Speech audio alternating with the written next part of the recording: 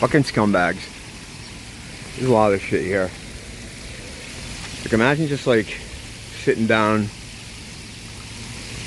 eating and drinking, throwing something in the fountain. Fucking scumbags. You're not ready for like a civilization. Like you shouldn't be in one. You know, me and Nia are walking here this morning. I was walking to work. Look at all this shit. Now, admittedly, like, it's mostly homeless people that do that. And we walked by this store, or this, it's like a burrito place or something, whatever the fuck you call it.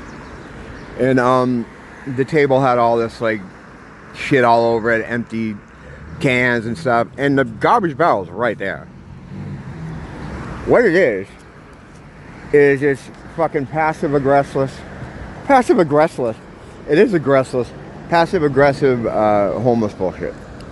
Because what they're doing is,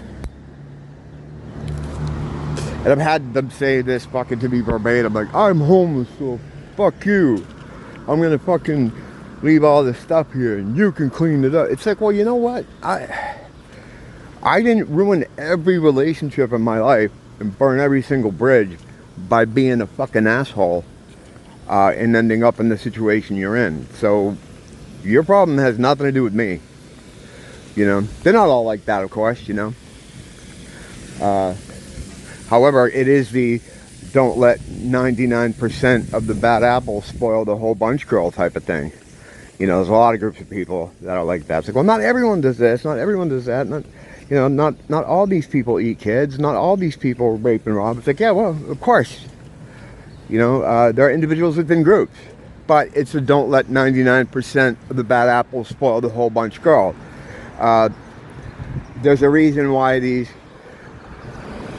whatever you want to call them, stereotypes exist, you know? So that kind of like littering is usually done by like homeless people, because when I come out in the morning, it's usually on the ground because they're out at night, you know? And that's when they're hanging out mostly, you know, after midnight or something or whatever. Tourists kind of go in early here, like at 10 o'clock or so. They're usually inside. There's not much of a nightlife. Couple clubs, but nothing really for people. There is no night kind of thing here. There used to be back in the day, from what Nia says, and what other people tell me too. Sorry, I have something in my eye and it's fucking driving me insane. I don't want to have to stop this though, because I've already put so much brilliance down, I don't want to waste it.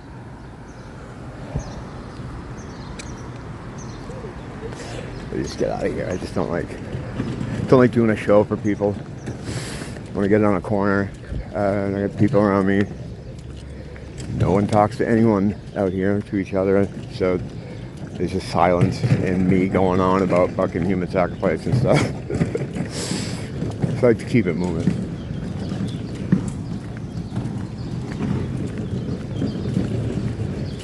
Watching a great Duran documentary this morning. It's called Road to Medazzaland. Medazzaland was probably their most under the radar album. You know what? I would argue Pop Trash is their most under the radar album. But anyway, it was a 3-part series. I'm like, holy shit! And I'm just seeing little bits of it where they have a lot of producers they're talking to and stuff, and I'm like, wow, this is great, a deep dive on that album. It's not. In fact, they don't even talk about it. A little bit during part 3. So other than the false advertising, it's a great, I mean, it's not, I know what they're saying. This is the road to Medazzaland. Now, if they made a documentary about Medazzaland, that might be cool too. But it's a bit, it's kind of, you know, you use the title and the Medazzaland logo, 3 parts. I'm like, oh cool. This is gonna be nothing about it, very little about it, because it kind of ends when they get there. So it makes sense in the fact that it's the road to Medazzaland, but I don't know, maybe my reading comprehension is off. But despite that being said, it's like the best the best Duran documentary that I've seen, maybe that I've seen, because it focuses on the music and the production of the music. It doesn't talk to the band, so there's no spin, or there's no recontextualizing or making up history. And the talking heads that are there are people that were there, not the actual talking heads. I don't care what they think about Duran Duran. But the people featured in the documentary are all people that were there at the time or had some sort of involvement in creating it or creating the stuff, you know? So it's a lot more valuable to hear them than to just hear the stuff from some fan, you know what I mean? So I like it. It's good. I wish there were more like it. But the thing that drove me nuts about it, like, the most was the fucking thumbnails. Holy shit. Like, I feel like making thumbnails and sending them over to these people. I don't want to be rude, but not like I'm the fucking thumbnail master. I'm pretty good. But fuck. Like, what is that? It's not eye-catching. It doesn't scream Duran Duran. It took me a minute to figure out what the fuck it was. I'm like, I thought it was the Thank You album. It's just awful. I don't need to go into why it's all. You have eyes. You have eyes in your head, and you can see it. It's fucking terrible. They need better thumbnails. But yeah, it's worth checking out if you're a fan. And like I am since 1982. Yeah, that was a weird time for them. I was there through the whole thing from the fan side. I was there for Liberty. And they do a lot about... This is what I love so much about this documentary. If you're going to watch a Duran Duran documentary or you want to learn about the band, this isn't the one. But it's one for, like, hardcore fans, you know? It goes really into Liberty with people that worked on the album. And that was a dark time for them. I remember that whole thing. It's not even like there was this huge backlash. That would have been better. It's that people just didn't even like talk about them. It was like they didn't exist. It was fucking weird. I remember going to Tower Records to, by that point, were they doing the midnight sales? They might have been. Like Tower Records, I think it could have been 91 they started doing this, but where they would do these midnight sales. So what would happen is if a record was going on sale, Monday or Tuesday, they would stay open until the day before, till midnight, so then they could technically sell the release, you know? So if that was happening at then, I definitely would have been there for that one. But I don't know if it was happening in 1990, whatever, who cares, why am I going on about this? Anyway, Tower Records was kind of promoting that album, the Liberty album. They had a magazine called, at the time, I forget the name of it, it was the Tower Records magazine, and it was good. I thought the Tower Records magazine was really good. It was better than fucking Rolling Stone or anything else that was out there. Well, that goes without saying. That fucking commie fucking birdcage liner. But there was a big feature about the album, and a 2-page like picture, like fold out, like spread of the band as it currently was. And that was the first time I had seen them with the new lineup, with Sterling and Warren. Although Warren had been there, no, it wasn't Sterling Campbell. It was, what the fuck is his name? No, it's Sterling Campbell, right? Steve Perone, Sterling Campbell. Yeah, Sterling Campbell. All right. Warren had been around, of course, since Notorious days, as a side guy. But he's a real important dude. Like he's in fucking Zappa's band. You know, never mind the Missing Persons. I like the Missing Persons. I think they're cool. Yeah, I've always been a fan of theirs. I'm not so much the later stuff. I know a couple guys that have played in that band, later iterations of it. And it's cool. I don't think they've ever fulfilled their potential though, because like a lot of bands that get sucked into the MTV thing, and they should have. I don't know. It's hard to say. You can't play armchair quarterback with these bands, but like when they came out fully formed, like with that first album that just had a sound, that the Ebony Run stuff, and then they just never made another album like that again. So it's like, well, I don't know. But anyway, he's a real important like part of the whole thing. He saved them and kept them going through the fucking 90s for sure, with his songwriting and his like his whole thing that he picked up under Zappa, you know, about being a taskmaster basically. I'm sure he drove those guys crazy, you know, but he got good results, you know, at least in the beginning. By the mid-90s, I think he got too much into other things, and Duran became less of a, it was more of just one of his things that he did.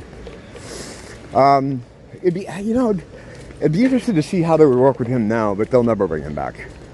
He'll never come. Sadly, I thought he was going to be at the Rock and Roll Hall of Fame thing, possibly jam with him, but I think once Andy didn't show up, I think it would have been awkward to have Warren show up. If they were both going to be there, it would have been cool. That whole thing was fucking awkward. Oh my god. Oh my god. I just uploaded a video about that whole Rock and Roll Hall of Fame thing over to the music channel, where I put all the music, where this is going to go eventually. And what an awkward situation that was. That whole thing, that whole moment was ruined. It turned from something to be, it turned into something from like something celebratory and good for the fans into something that's like, all right, let's just get this over with, you know? Because the whole Andy thing just made it, and it's not anyone's fault, right? I thought the live performance they did there was kind of disastrous too. It seemed like there were some technical problems that they started out with, and then they just never recovered from them. And yeah, the whole thing, announcing the Andy thing from the podium during the Rock and Roll Hall of Fame, it's just weird. Because it's automatically to overshadow. Well, I already went through this. I'm not going to go through this again. Why are we going through this again? Basically, I just wanted to point out this documentary. If you're a fan of the band, you got to see this thing. It's really cool. It's not exciting. I can see where some people would be like, this is boring. But it gives you a good insight into what was going on at the time. Some of the band dynamics, some of the band politics. You know, some interesting stories about the mixes of the Thank You album. And what a disaster that was. That was an absolute disaster, that whole thing. That should have been, those tracks could have been used for B-sides. Or like, I don't know if they had a fan club back then. I know they had one in the 80s, but I think by the early 90s they probably didn't have an organized fan club. They might have, I don't know. But, you know what? They did. Anyway, that aside, it should have been that kind of like a fan club exclusive thing or something. You know, it shouldn't have been a full release with videos and promotion and but it's just like who was that made for? It didn't. Younger kids that were into music probably just thought it was weird, right? And older fans that know those songs, they thought it was probably weird too. They did. I was there. I lived through that whole period. It was made kind of for nobody. Like as far as on a larger sort of, you know, mass market kind of thing. For its fans, like the hardcore, of course we're going to accept it. But for anybody else, it's like, who were they making? I don't think there was a lot of thought put into it.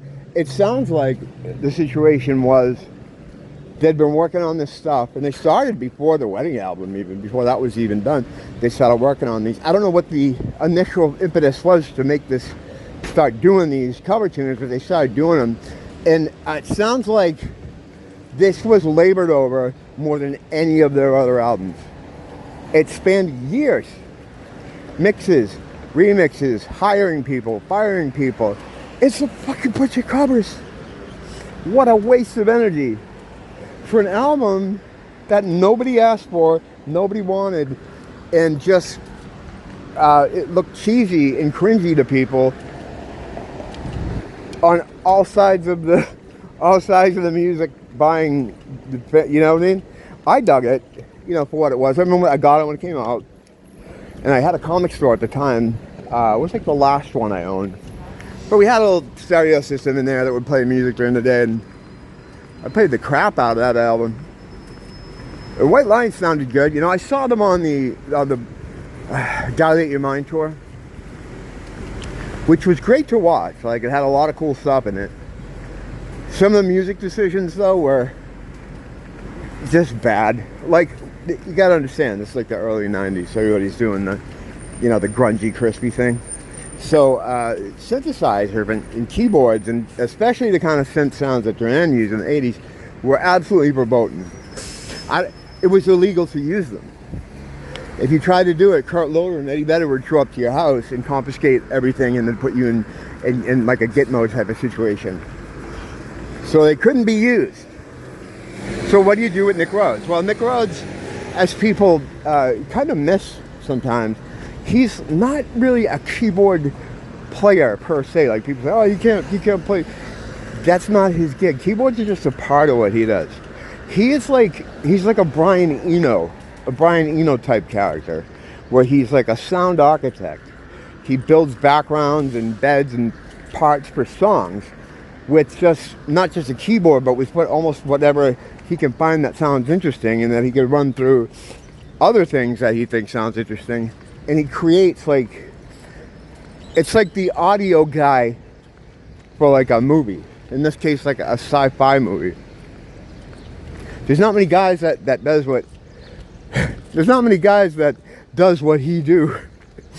I sound like Bach Science Man. Yeah, he's a really unique guy. And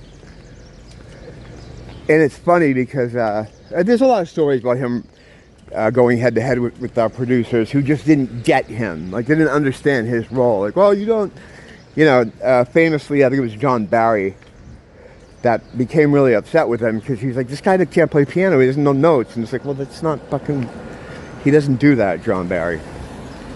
Why don't you fucking chill, and we'll make the greatest fucking Bond song ever, still to this day. And you shut your old ass up. And it worked out pretty good. Yeah, it's like people don't understand what it is he does. They see him out there with a bunch of boxes and stuff, and he's turning knobs, and you know, it is kind of funny, but he's creating most of what makes them what they are. Most of what makes them unique. I would say his soundscape and Simon's voice is what makes Duran, and that's why when it was just them two left in the band by the end of the 90s, the material still sounded like Duran. Like a lot of bands that would lose that many members, you get into the albums where it's just like two guys left. It could be a different band. They maintain their sound because the two most important elements were there. And I'd say next in line, it's hard to rank people in order of importance, but I mean, JT has his bass is a huge part of their sound too. That can't be. It's like they lost the right people when they did lose people. If they had to lose people, like Andy was great, and not losing him was tough, but they survived. Losing Roger, he's great too, but they survived. If they lost John, and they survived. If they had lost Nick or Simon, it would have been a different story, you know. Well, almost home, so that's my little morning walk. Duran talk. That's what's happening. That's what's going on out here on the streets today. I'll be back later. I always come back. I'm like an STD. Well, I guess if you take the right medicine, I don't have to come back. I'm gonna try though. Don't blame the teacher. Blame the school.